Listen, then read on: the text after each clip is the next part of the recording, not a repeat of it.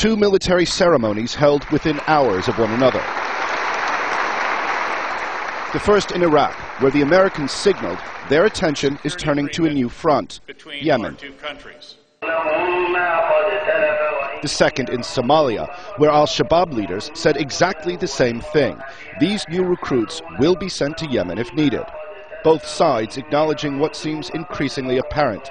The fight for Yemen has already started to intensify.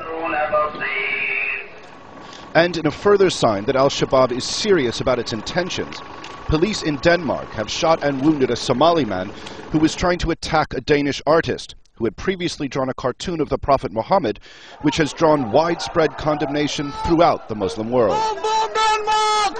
Danish intelligence operatives say they believe the man has close ties to al-Shabaab and to what they say is, quote, al-Qaeda leaders in Eastern Africa.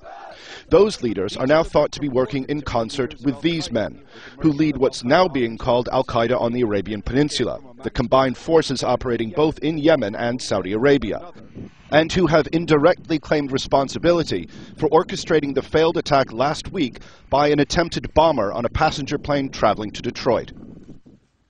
A claim Barack Obama finds credible based on an address just released by the White House.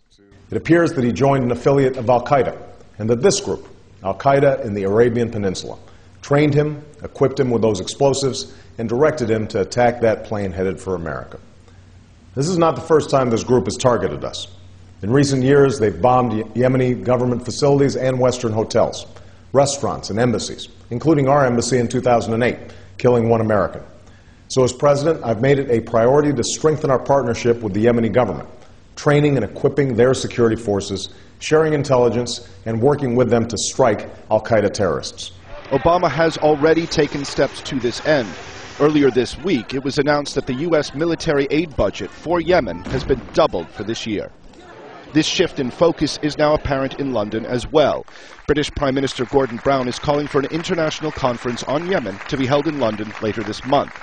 He says his country's commitment to Yemen will soon surpass $150 million in aid, in a bid to do whatever necessary to prop up the government in Sana'a.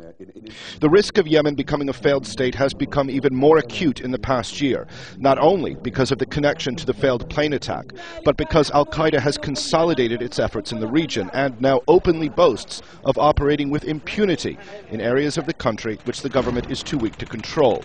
The attempted attack in Denmark and the failed plane bombing are now the latest two incidents linked to al-Qaeda in Yemen and its sympathizers, which means just as the Americans and the British say they're ready to send more help to the government in Yemen, al-Qaeda and its allies say this is a fight they're ready to engage in. Owen Fay, Al Jazeera.